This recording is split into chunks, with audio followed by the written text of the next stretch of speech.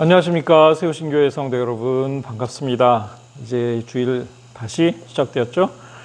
자, 우리 하나님의 말씀 들을 시간인데 잠깐 기도하겠습니다. 자비하신 아버지 하나님 늘 감사합니다. 이제 여름도 지나고 우리에게 또 새로운 계절을 허락하시니 감사를 드립니다. 아름다운 계절을 우리가 주님과 함께 보내는 시간들이 많아지게 도와주시옵소서. 이 시간 주님의 말씀을 사모에 주님 전에 모인 우리 세우신 교회 모든 성도들 주께서 크신 은혜 베풀어 주시고, 이 시간 주의 귀한 말씀 듣는 이제 아름다운 시간이 되도록 하나님 인도해 주시옵소서. 우리의 삶을 변화시킬 주의 음성을 듣는 시간 되게 도와 주시옵소서. 감사드리며 예수 그리스도의 이름으로 간절히 기도하옵나이다. 아멘. 자, 반갑습니다 여러분. 이제 좌우 앞뒤로 우리 인사 나누겠습니다. 잘 오셨습니다. 샬롬, 반갑습니다. 잘 오셨습니다. 네. 자, 오늘의 말씀은 아버지의 재산, 아버지의 사랑이라는 제목으로 여러분들에게 말씀을 전할 텐데, 하늘의 아버지께로 돌아가야 할 때이라는 부분에 대해 우리가 초점을 맞추고자 합니다. 사실 여러분들이 너무나 잘 아는 이야기인 탕자의 비유의 이야기가 되겠습니다. 옛날에 탕자의 비유라 그랬죠. 요즘에는 뭐 다양한 이름으로 부르는 것 같아요. 잃어버린 아들을 되찾은 아버지의 비유, 좀 길게 하여간 다 좋습니다. 자, 그런데 이제 지난 그 초창기에 제가 세우신 교회에 직접 가서 이제 그 말씀 전할 때에 그 아버지의 사랑이라는 주제로 설교 말씀 전할 때에도 탕자의 비유를 잠깐 언급을 했었고, 또 이제 이걸 이 오늘의 설교를 다 준비해 놓고 보니까 조금 느낌이 좀 싸해요. 그래서 나중에 뒤져봤더니 제가 사순절 때에 이제 같은 내용으로 설교를 한 적이 있더라고요. 그래서 오늘 준비한 말씀과 비교해 봤더니 한 50%는 좀 거의 같은 것 같은데, 그래도 제가 기억을 못했던, 그래서 이거 어떻게 할까 집사람한테 물어봤더니 집사람이 설교한 사람도 기억을 못하는데 그때 들은 사람이 기억할까? 이렇게 이야기를 하더라고요. 그래서 이런 경우는 또 이게 또 말씀이 은혜가 되겠구나. 같은 말씀이라도 반복해서 들어서 좋은 것들이 있습니다. 하나님의 말씀은 다시 들어도 나쁠 건 없죠. 물론 오늘의 그 초점은 이제 그전과 좀 달리 잡았습니다. 여러분들 오늘의 말씀 또한 여러분들이 경청해 주시기를 당부드립니다. 자, 방탕한 아들, 즉 탕자와 그의 아버지의 비유를 예수 그리스도께서 말씀하신 맥락이 있습니다. 우리가 오늘 이 이야기로 시작을 할까 하는데, 죄인들과 함께 하시는 것을 비난하는 바리새인과 서기관들에 대한 응답으로, 그러니까 예수님께서 이제 그 죄인들, 바리새인들, 이제 세리들, 이런 사람들과 함께 이제 식사도 하시고 그들과 함께 이야기 나누시고 그랬어요. 그러니까 그때 바리새인과 서기관들이 와가지고 저 사람들 죄인이고 세리인데 왜 예수님께서 그들과 어울리시나 이런 걸 가지고 웅성웅성하며 비난을 했습니다. 이런 이들에게 예수님께서 응답으로 3가지 비유를 말씀하셨습니다. 모든 세리와 죄인들이 말씀을 들어 가까이 나오니 바리새인과 서기관들이 수군거려 이르되 이 사람이 죄인을 영접하고 음식을 같이 먹는다 하더라. 예수께서 그들에게 이 비유로 이르시되 하면서 나오는 비유가 3가지가 있습니다. 그 첫 번째 비유는 잃었다 찾은 양과 주인의 비유, 2번째 비유는 한 드라크마 동전을 잃어버린 어떤 여자의 비유, 그리고 마지막으로 3번째 비유가 오늘 우리 이 말씀에, 오늘 여러분들이 함께 나눌 말씀의 본문이 되는 잃어버린 방탕한 아들을 다시 찾은 아버지의 비유입니다. 첫 번째 비유는 아주 짧습니다. 너희 중에 어떤 사람 양 100마리가 있는데 그 중에 하나를 잃으면 99마리를 들에 두고 그 잃은 것을 찾아내기까지 찾아다니지 않겠느냐? 단연히 찾는다 이겁니다. 찾아낸 즉 즐거워 어깨에 메고 집에 와서 벗과 이웃을 불러 모으고 나와 함께 즐기자. 나의 잃은 양을 찾아내었노라. 내가 기뻐서 한턱 내겠다 이거죠. 한턱 내겠다, 기뻐합니다. 그 잃은 양 하나 찾는 거 얼마나 기뻐요. 기뻐합니다. 이게 첫 번째 비유입니다. 여기서 잃은 양 누구겠어요? 서기관과 바리새인들이 비난하는 바로 저 죄인들이다 하는 겁니다. 그들을 되찾으러 내가 온 거다 하는 말씀이죠. 그리고 그들을 되찾았을 때 얼마나 큰 기쁨과 행복이 있겠는가 하는 겁니다. 자, 반전이 강한 해피엔딩. 반전 없는 해피엔딩보다 훨씬 더 해피한 현상이 있습니다. 여러분들 영화를 보실 때 그냥 특별한 반전 없이 무난히 흘러가는 영화들 재밌네, 괜찮네 한데 정말 반전이 강한 해피엔딩, 막 슬프다가 막 위험하다 괴롭다가 막 반전이 일어나서 결국은 정말 주인공들이 아주 해피하게 끝나는 영화를 보면 정말 나도 기쁘고 그 기쁨과 해피함이 2배가 되잖아요. 이와 같이 너희에게 이르되 이와 같이 그러니까 내가 너희에게 이르노니 이와 같이 죄인 한 사람이 회개하면 하늘에서는 회개할 것 없는 의인 99으로 말미암아 기뻐하는 것보다 더하리라. 이겁니다. 죄인 한 사람이 크게 회개하고 하나님께 나오면 하늘나라에 들어오면 기뻐한다 이겁니다.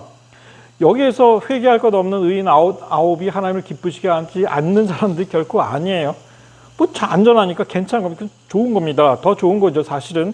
그러나 죄인 한 사람이 회개했을 때 그 반전으로 인한 해피함과 기쁨은 하늘에서도 마찬가지더라 하는 겁니다. 하늘의 하나님께도 통하는, 정말 양을 잃어버리지 않았더라면 가져보지 못했을 이 특별한 기쁨과 즐거움, 근심거리의 역설입니다. 근심거릴 때 근심하고 괴로운데 이 문제가 정말 명쾌하고 시원하게 해결됐을 때 그때 느끼는 기쁨과 즐거움, 정말 내 가족 아니면 친구들한테 크게 한턱 내고 싶은 그런 마음이 들 때 아닙니까? 여러분들이 근심이 없고 그냥 무난하게 살아간다면 무슨 그런 기쁨이나 그런 한턱 내고 싶은 그런 그 해피함이 어디 있겠어요? 근데 이런 근심거리가 오히려 해소되고 명쾌하게 사라질 때 한턱 내고 싶은 겁니다. 근심거리의 역설이죠. 하늘의 하나님께도 이게 통하더라 하는 겁니다. 그 전에 이제 그 유튜브에서 본 건데 레이건 대통령이 굉장히 유머 감각이 좋았대요. 그러니까 웃긴 얘기를 많이 했다고 합니다. 이 기자들하고 굉장히 많이 소통했던 분인데 1980년대 미국 대통령이셨죠. 근데 한번 보니까 굉장히 그러니까 귀에 익은 그런 농담이었어요. 그러니까 이분이 무슨 농담을 했냐면 어떤 정치인이 천국에 갔는데 그 천국에 이제 열쇠를 가진 베드로가 그 정치인을 보고서 너무너무 기뻐하면서 포옹을 하고 막 그냥 너무 좋아하더라 하는 겁니다.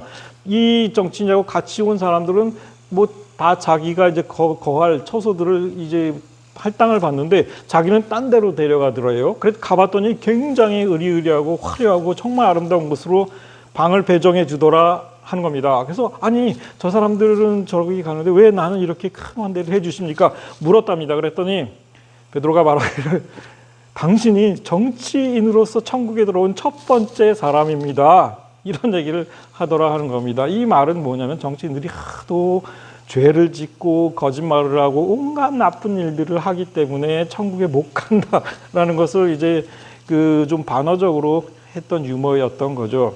어디에서 유래했는지는 모르지만 이 같은 유머가 우리나라 목사님들도 굉장히 설교 때 많이 했던 것 같습니다. 목사님들의 자주 섞인 농담 비슷한 그 이야기로서 어떤 목사님이 천국에 갔는데 천국에서 크게 환대를 하더라 하는 겁니다. 장로님, 집사님, 권사님 같이 갔는데 목사님이 오셨다고 천국에 너무나 기뻐하고 환대를 하더라 하는 겁니다. 그 이유가 이 목사님 정말 오랜만에 목사님이 천국에 다 오셨어요. 그러니까 이렇게 해서 그렇게 환대할 것이다. 이제 환대했어야 하는 겁니다. 목사님들이 죄가 많다. 이제 이런 이 죄를 많이 짓는다. 부끄러운 일도 많이 한다. 이런 자주 섞인 그런 농담과 비유였다 하는 것이죠. 자, 그런데 서기관과 바리새인들, 예수 그리스도께서 죄인들, 세리들과 함께 있으신 것, 함께 식사를 하시는 것을 비판했던 바리새인과 서기관들, 너희들은 회개할 것 없는 의인 99인가? 사실은 예수 그리스도께서 이것을 물으시는 것이다 하는 겁니다. 자, 두 번째 비유는 한 드라크마 동전을 잃어버린 어떤 여자의 비유입니다. 자, 어떤 여자가 한 10드라크마를 가지고 있었는데 그 중에 하나를 잃었어요. 동전 하나입니다. 등불을 켜고 막 청소를 하고 부지런히 찾습니다. 마침내 찾아냅니다. 한 드라크마 동전을 잃어버렸다가 찾은 이 여인, 기분이 좋아서 친구들과 이웃들을 불러 모아서 나와 함께 즐기자, 내가 한턱 낼게, 잃은 드라크마를 찾아내노라 하고 되찾은 걸 썼는지 모르겠어요. 그 잃어버린 드라크마 이렇게 먹고 마시자. 하는 겁니다. 죄인 한 사람이 회개하면 하나님의 사자들 앞에 큰 기쁨이 된다 하는 겁니다. 이제 근심거리의 반전, 다시 예수께서 말씀하신 겁니다. 그리고 세 번째 비유가 잃어버린 방탕한 아들을 다시 찾은 아버지의 비유입니다. 이것 역시 근심거리가 큰 스트레스가 반전이 되어 우리에게 기쁨과 행복을 주는 바로 그 현상을 말해주고 있다 하는 겁니다. 어떤 사람에게 두 아들이 있는데 그 둘째가 아버지에게 말하되 아버지여 재산 중에서 내게 돌아올 분깃을 내게 주소서. 이렇게 요구를 해요. 내가 멀쩡하게 살아있는데 우리 아들놈이 나한테 아버지 내게 돌아올 저 집을 나한테 미리 좀 넘겨주세요. 이렇게 얘기하면 여러분들 기분이 어떨까요? 되게 그러니까 우려스러울 것 같아요. 기분이 나쁘다기보다는 굉장히 걱정스러울 것 같습니다. 자기에게 돌아올 분깃을 내게 주소서. 그러니까 이미 아버지가 살아생전에 이제 두 아들에게 재산을 미리 다 분배를 해 놓은 겁니다. 그러니까 내가 죽으면 장남은 요걸 가져가고 너 둘째는 요걸 가져라. 이렇게 미리 이제 다 나눠 준 거예요. 그런데 아들이 먼저 달라고 분깃을 먼저 달라 요구를 하니까 이 성경의 기록에 따르면 아버지가 그 살림을 각각 나누어 주었다. 미리 이제 그 분깃대로 상속을 미리 해버린 겁니다. 우리 오늘날의 우리 표현대로 하면 증여의 형식으로 잘 넘긴 거죠. 뭐 세금을 냈는지 안 냈는지 그건 모르겠어요. 오늘날 잃어버린 양, 잃어버린 동전, 잃어버린 방탕한 아들이 가리키는 모든 세리와 죄인, 결국은 누구겠습니까? 이 비유 속에 나오는 이들, 결국은 우리 자신입니다. 바로 여러분들입니다. 바로 여러분들입니다. 하나님께 용서를 받고 또 그리스도께 나오는 죄인된 우리가 바로 여기에 있다 하는 겁니다. 제 자신을 돌아봅니다. 나이가 들수록 정말 내가 하나님의 말씀을 전하면서도 그리스도인으로서 믿음의 완전과 성화에 이르는 삶을 사냐? 나이가 들수록 시간이 흐를수록 나의 삶은 성화에 이르는 삶일까? 돌이켜봅니다. 아닌 것 같습니다. 오히려 그런 성화에 이르기는커녕 내가 쌓아가는 죄의 짐만 더 커지더라 하는 느낌입니다. 내가 죄인이구나. 결국 사실 그것을 깨닫게 되는 과정인 거죠. 우리의 인생이라는 것이. 자, 오늘의 말씀으로 다시 돌아가 봅니다. 잃어버린 방탕한 아들을 다시 찾은 아버지의 비유. 먼저 그 시대의 상속의 관습에 대해서 잠깐 봅니다. 이거는 지난번 그 사순절 때 말씀 전할 때 좀 소개해드린 것이기도 합니다. 세상에서 가장 쉽게 돈을 버는 방법, 제가 곰곰이 생각해 봤어요. 그랬더니 진짜 세상에서 가장 쉽게 돈을 버는 방법은 상속을 받는 거더라.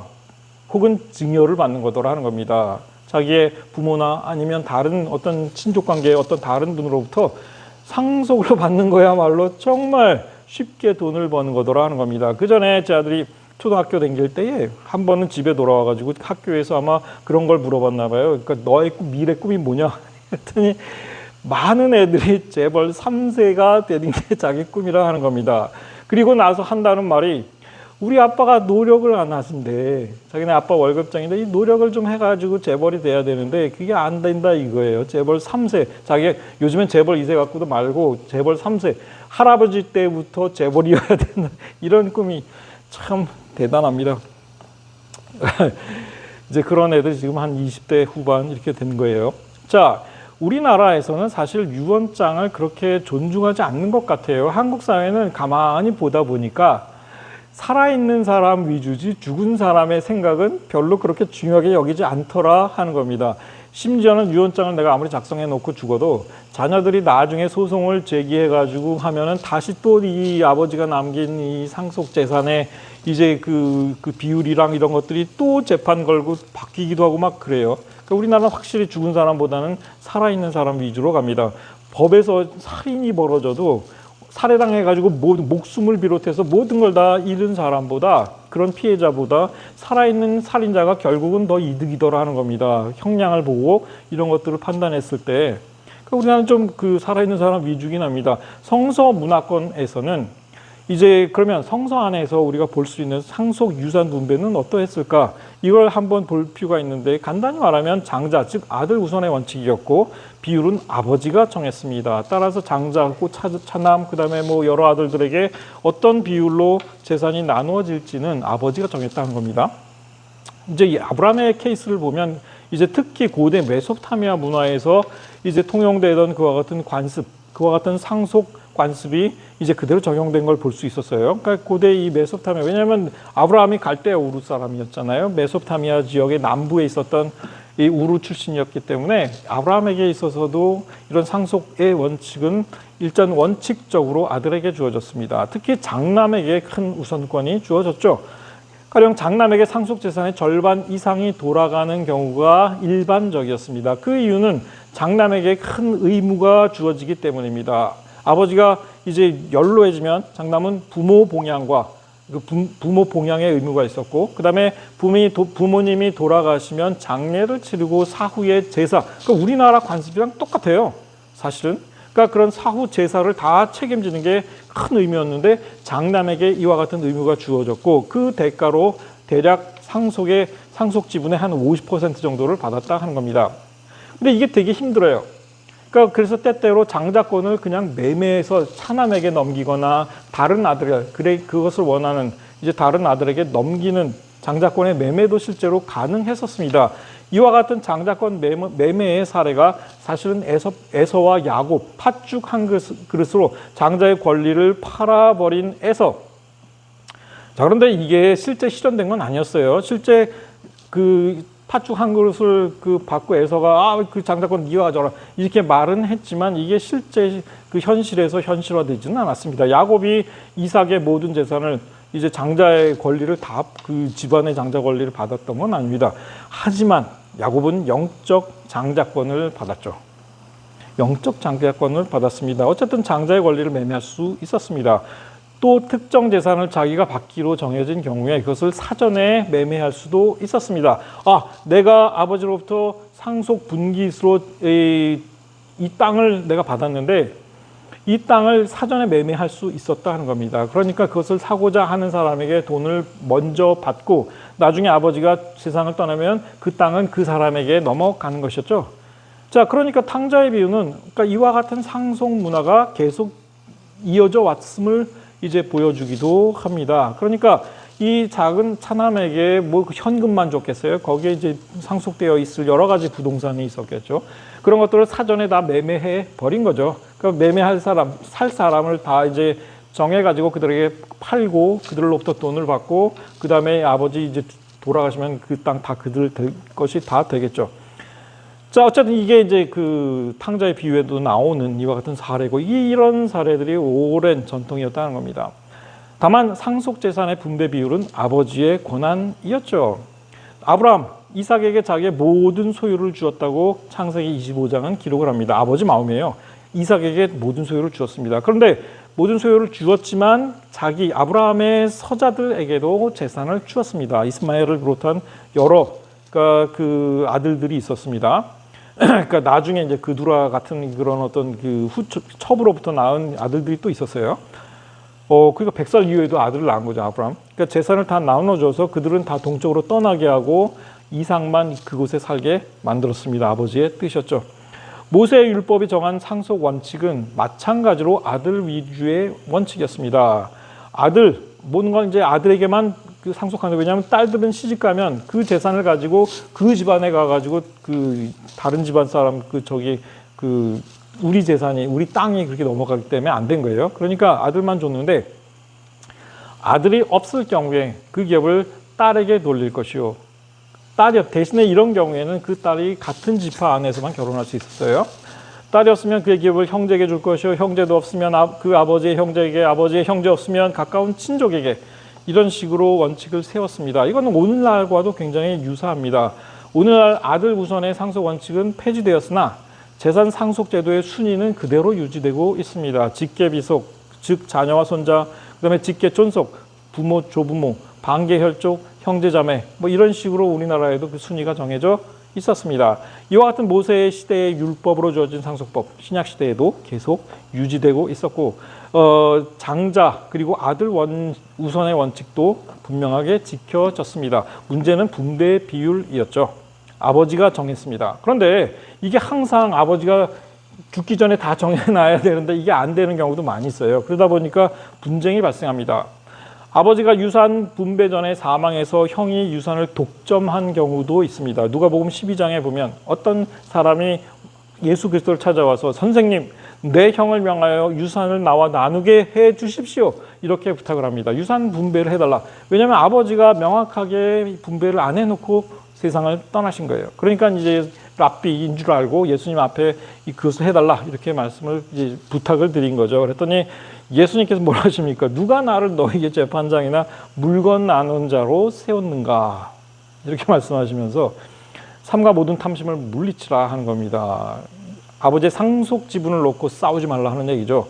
사람의 생명이 그 소유에 넉넉한 데 있지 아니하니라 이렇게 이야기를 합니다. 사실 이렇게 쭉 지켜보면 생각 외로 이 상속 문제로 나중에 부모님 사후에 상속 문제로 형제들 간의 우애가 깨지고 다투고 싸우는 사례들을 굉장히 많이 봅니다. 주변에서요. 특히 재산이 많은 사람들일수록 그런 일들이 벌어지더라 하는 겁니다. 그런 일들로 서로 형제 간에 싸우고 다투고 어떤 경우에 아주 극단적인 경우는 서로 죽이기도 합니다. 무섭더라고요. 자, 예수님께서 말씀하신 것은 그런 상속에서 물건 나누 탐심을 먼저 내려놓고 뭐가 중요하겠습니까? 형제간의 우애를 우선으로 삼아야 한다 하는 말씀이었죠. 탕자네 집안의 경우는 어떻습니까? 아버지가 미리 분깃을 다 정해 놓은 상태였는데 처남이 상속 재산을 사전에 증여해 달라고 요청한 경우였던 거죠. 우리가 본 본문입니다. 자, 다시 탕자의 비로 돌아갑니다. 이 상속 재산의 분깃을 미리 증여받은 둘째 아들 어떤 일을 행합니까? 해외로 나가서 허랑방탕하다가 거지가 됩니다. 우리가 너무나 잘 아는 이야기입니다. 며칠이 안 돼서 재산을 받자마자 상속 허락을 받자마자 둘째 아들이 재물을 다 모아가지고 먼 나라에 가서 허랑방탕하여 그 재산을 다 낭비했다. 성경은 이렇게 기록합니다. 다 없앤 후에 그 나라에 크게 흉년이 드니 그가 비로소 궁핍한지라. 이 형의 증언에 따르면 형이 나중에 막 화가 나가지고 증언하는데 거기에 이런 얘기가 나와요. 아버지의 살림을 창녀들과 함께 삼켜버린 이 아들, 허랑방탕한 생활, 먼 나라에서 허랑방탕한 생활을 할 때 이 동생의 소문을 좀 들은 것 같아요. 동생이 지금 뭐하고 지내고 있냐, 뭐하고 사는지를 좀 그 소문을 들은 것 같습니다. 그러니까 아버지의 살림을 창녀들과 함께 삼켜버렸다. 얼마나 방탕했는지를 이제 말해주고 있는 이와 같은 증언이었죠. 자, 이 탕자 결국 그 남의 나라에서 여러분들 그 남의 나라에서 살다 보면 저도 이제 경험이 많습니다만은 정말 돈 떨어지면 정말 비참해져요. 그리고 그 외국인으로서 산다라는 것이 굉장히 어떤 불리한 상황이 많습니다. 근데 그 나라 백성 중 한 사람의 종이 됐습니다. 종 노릇을 하게 된 거예요. 그를 들로 보내어 돼지를 치겠어요. 유대인들에게 돼지는 뭡니까? 굉장히 부정하고 정말 그 극혐하는, 혐오하는, 그러니까 불가촉의 정말 혐오 대상이었는데 지금도 뭐 유대인들, 전통적인 유대인들 그렇죠. 돼지를 치게 만들었어요. 거기서 돼지를 칩니다. 그런데 그것도 모자라서 먹을 게 없으니까 돼지가 먹는 쥐염 열매로 배를 채우고자 합니다. 그러니까 돼지랑 음식을 나누고 싶은데 그마저도 주는 자가 없더라 한 것입니다. 그냥 쫄쫄 굴면서 돼지만도 못한 삶을 살았다라는 이야기죠. 자, 잠언 20장 21절.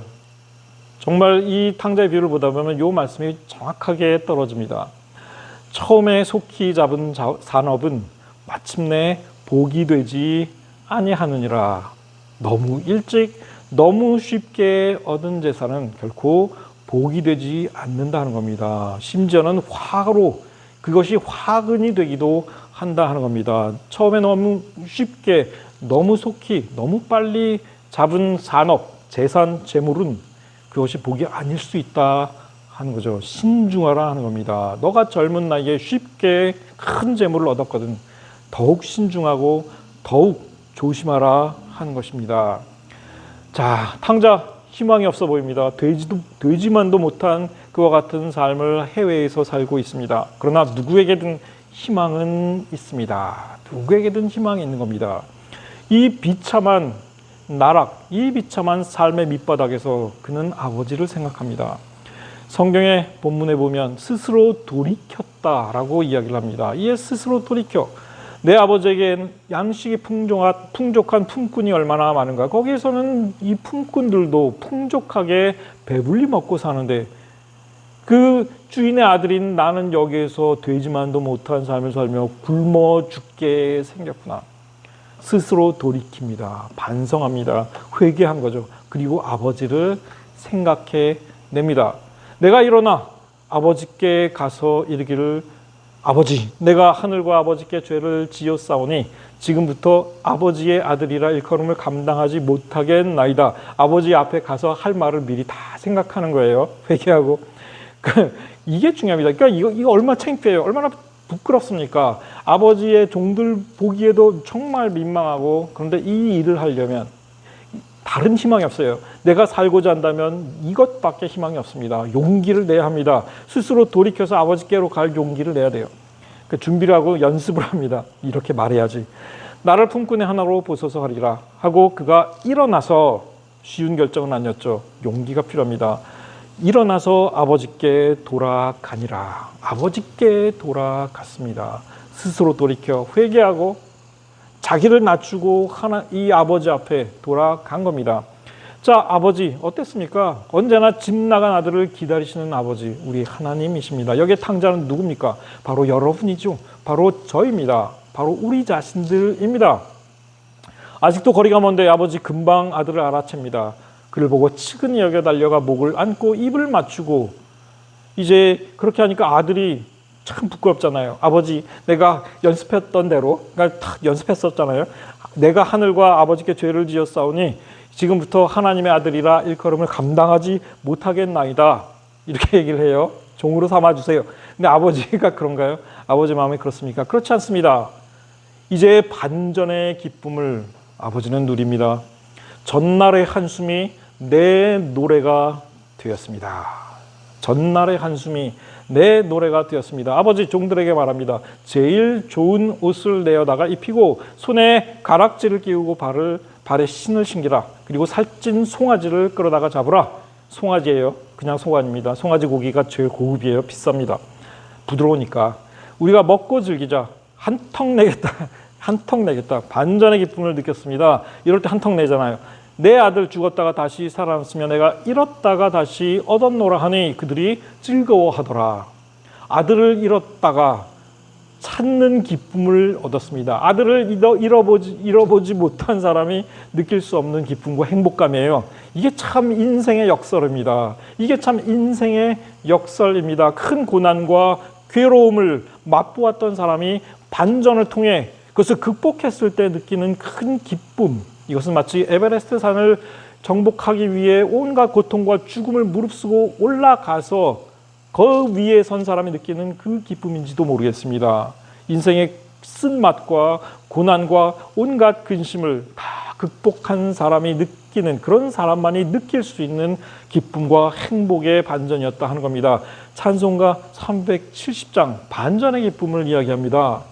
주 안에 있는 나에게 딴 근심이 있으랴 십자가 밑에 나아가 내 짐을 풀었네. 1절이죠.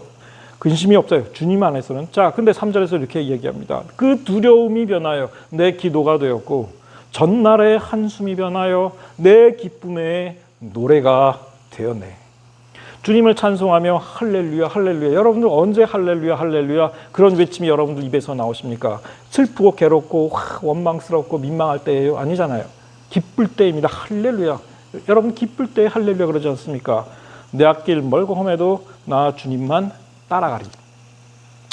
근심거리의 역설입니다. 해결된 근심거리는 근심 없는 상태보다 훨씬 더 큰 기쁨과 행복감을 주더라 하는 겁니다. 혹 여러분들 가운데 근심거리가 있습니까? 그 근심거리가 여러분들에게 더 큰 행복과 기쁨을 가져다 줄 수 있는 반전의 계기가 된다는 것을 믿으시기 바랍니다. 그리스도 안에서 여러분들이 아버지 하나님을 향할 때 그렇다 하는 것이죠.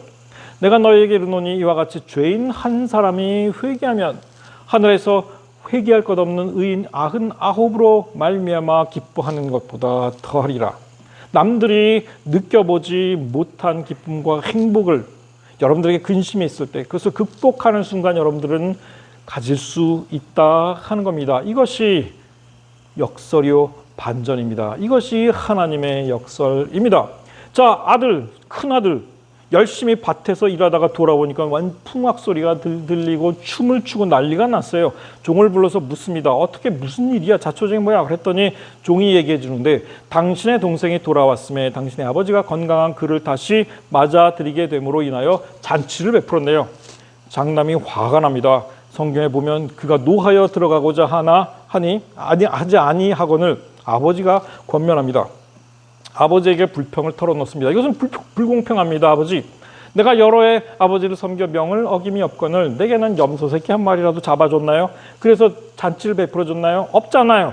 그런데 아버지의 살림을 창녀들과 함께 삼켜버린 이놈이 돌아오니까 아버지는 그를 위하여 송아지를 잡고 잔치를 베푸셨네요. 불공평하지 않습니까? 항의를 합니다. 자, 그런데 이 장남은 장남이 진짜 걱정하고 불안을 느끼고 분노했던 건 바로 이거예요. 아버지가 또 이겁니다. 뭐냐? 자, 이 아버지가 뭐라고 그 장남에게 대답하십니까? 너는 항상 나와 함께 있으니 내 것이 다 내 것이로되. 아버지가 제일 먼저 장남에게 해준 이야기가 바로 이겁니다. 아버지가 왜 장남에게 이런 얘기를 했을까요? 너는 항상 나와 함께 있었고 또 있으니 내게 다 네 것이다. 이거 뭡니까? 작은 아들에게 이미 분깃으로 넘겨준 그 재물 외에 아버지가 또 재산을 잘라서 그 아들한테 줄까봐, 탕자 사람한테 줄까봐 이 장남은 걱정이 된 거예요. 예? 그러니까 작은 아들은 이미 분깃을 다 받았는데 나머지는 다 자기 거여야 되는데, 그러니까 이게 분노가 나고 걱정이 된 거죠. 아버지 눈치가 빠릅니다. 걱정하지 말라 이거죠. 지금 내가 가진 건 다 네 거다 이렇게 얘기를 합니다. 다만 내 동생이 죽었다 살아났으니까 내가 이렇다 얻었기로 즐거워하고 기뻐한 것 당연한 일이다 이렇게 설득합니다. 이 장남 잔치에 참여했을까요? 안 했을까요? 저는 확실합니다. 참여했죠. 참여했습니다. 아버지가 확실하게 말씀해 주셨잖아요. 아버지 거 다 네 거다 이렇게 확답을 해 주셨습니다. 결론입니다. 자, 탕자 그 밑바닥에서, 생애의 밑바닥에서 소망을 잃지 않았습니다. 아버지를 생각해냈습니다. 돌이켰습니다. 하늘 아버지의 집으로 돌아가는 길을 택했습니다. 얼마 전 뉴스를 봤습니다. 우리나라 자살률이 압도적인 세계 1위라는 거 여러분들 다 아실 거예요. 그런데 설상가상으로 최근에 우리나라 10대, 20대, 30대까지 전부 다 사망 원인 1위가 자살이었대요. 그런데 이제 거기에 40대도 끼어들었다 합니다. 이게 10대, 20대, 30대, 40대까지 사망 원인 1위가 자살입니다. 젊은이들이 사망 원인 1위가 자살이라는 얘기입니다. 50대에서도 지금 자살이 사망 원인의 2위예요. 이게 언제 1위로 올라갈지 모릅니다. 인구 10만 명당 29.1명이 자살합니다. 2위인 나라보다 한 2배 이상 높다고 그래요. 여러분, 소망을 버리는 것은 하늘 아버지의 집으로 가는 길이 아닙니다. 자살은 소망을 버리는 것입니다. 그렇지 않습니까, 여러분? 어떤 상황에서, 어떤 근심거리, 어떤 염려, 어떤 괴로움 속에서도, 어떤 절망스러운 상황 속에서도 여러분들 소망을 버리는 것은 하나님 나라의 집으로 가는 길이 아닙니다. 소망을 지키고 우리에게 주신 하나님 나라의 아버지의 집에 대한 소망을 포기해서는 안 된다 하는 겁니다. 탕자 스스로 돌이켜 아버지를 생각했고 내가 하늘과 아버지께 죄를 지었사오니 일어나서 아버지께로 돌아가리라 했습니다. 자, 오늘 여러분들에게 정말 제가 큰 가사에서 은혜 받는 노래들이 있어요. 그러니까 제가 굉장히 큰 깊은 감동을 얻었던 어떤 한 그 찬송, 그러니까 한 이 복음성가죠. 이 노래의 가사를 여러분들에게 소개함으로 말씀을 마치고자 합니다. 모든 삶의 순간이라는 말씀, 이 찬양입니다. 이 생명 다하는 날, 안개같이 사라질 때 나는 한없는 영광 주께 돌리리. 아름다운 만물을 날 위에 지으시고 새로운 날들도 내 삶 가득 날들로 내 삶 가득 채우심을, 때론 봄처럼 꽃 피우시고 때론 겨울처럼 매서운 날도, 때론 뜨거운 감격 속에, 때론 아픔으로 눈물 짓게, 내 모든 삶의 순간 주께서 주신 선물, 내게 가장 선하게 아름답게 물들여 가시네. 우리 삶 가운데 경험하는 모든 희로애락은 결국 우리가 하나님을 의지하고 하나님 나라의 소망을 품을 때 우리에게 주신 하나님의 선물이다 하는 것입니다. 기도하겠습니다. 자비하신 아버지 하나님, 우리에게 주신 귀한 선물, 이것을 우리의 삶 가운데에서 놓치지 않기를 원하며 하나님 나라의 소망을 두고 살아가는 우리 한마음, 이 세우신 교회 모든 성도들 될 수 있도록 주님 은혜 베풀어 주시고 축복해 주시옵소서. 감사드리며 예수 그리스도 이름으로 간절히 기도하옵나이다. 아멘.